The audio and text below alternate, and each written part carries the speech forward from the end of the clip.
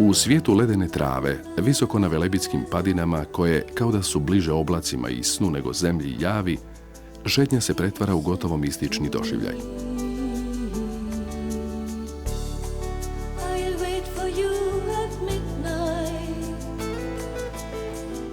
Samotna čistoća kraja nadahnjuje ljepotom i neobičnim ozračjem, čija bit uspješno bježi riječima koje ga žele opisati.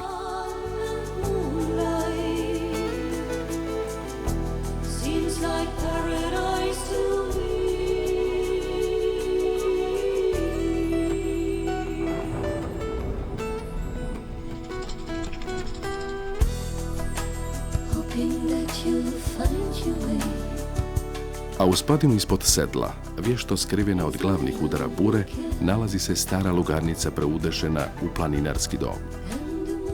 U ovo vrijeme vjetrova i zime, ta mala točka u planini lako može postati jedino mjesto gdje je moguće sačuvati glavu. Peć kao takva naglo je dobila na cijeni. Preko ljeta, zanemarena i gotovo neprimjetna, sada kao jedini izvor topline dolazi u središte pozornosti. No, nagovoriti pečicu da se nakon dužeg mirovanja pristojno ponaša, posao je koji zahtijeva strpljenje. Dok se dimnjak ne ugrije, prema uputama koje se dobiju uz peć, treba otvoriti prozor.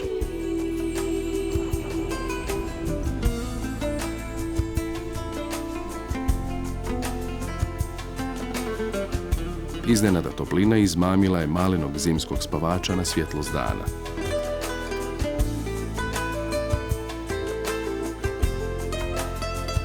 Tek što se probudio, mali je lopov počeo maltretirati ukućane.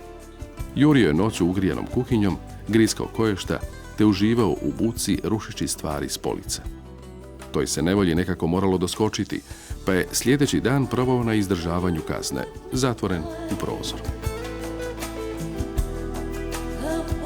Logika je bila ova. Ako ne spava po danu, spavat će po noći. Miš kao miš uredno je sjedio na krznenoj guzi i gledao tužnim očima u daljinu.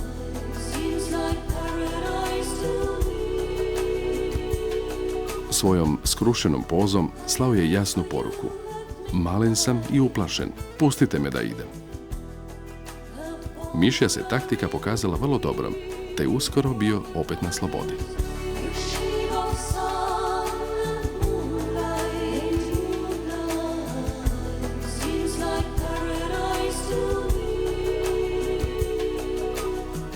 No sljedeće noći, grickanje, struganje i buka svake vrste preplavili su dom.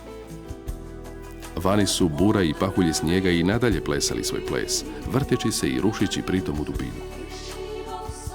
Nebo iznad glave i led ispod trave, miš u prozoru i dim sve do poda. To je zimski Velebit.